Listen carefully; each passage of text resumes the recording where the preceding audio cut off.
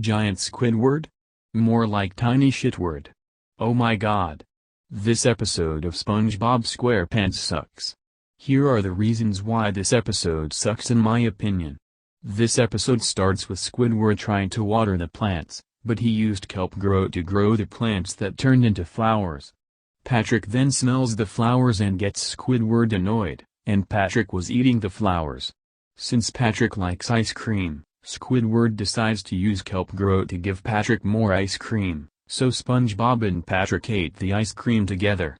SpongeBob then uses kelp grow to grow his shoes, while Patrick grows Squidward's nose.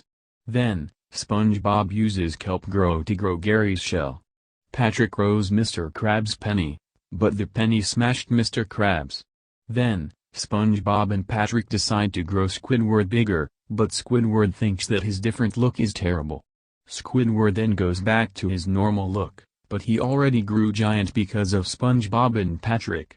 Squidward catches SpongeBob and Patrick, when the townsfolk think that Squidward is a giant monster. But the little one thinks Squidward is a nice monster.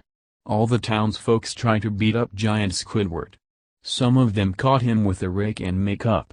There was a woman fish with a giant hairdo, the junior guppies sleeping in toenails, Squidward helping a man to get up the hill while skiing down the sand mountain, blowing the windmill, and more.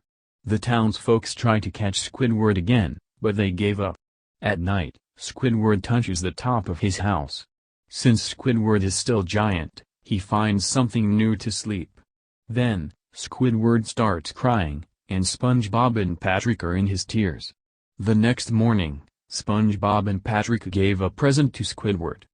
While Squidward opening the present, SpongeBob and Patrick gave him a giant clarinet.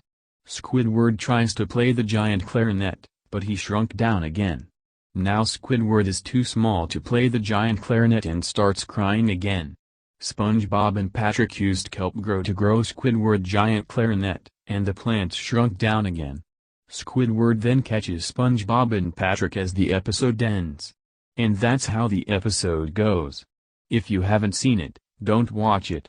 It's a waste of time. I don't know who likes or hates this episode. So I'm gonna leave it be. So screw giant Squidward. And screw Pet Setter Pat. Frankendoodle is 6,543,642,910,510,531,039 times better than giant Squidward. End of rant.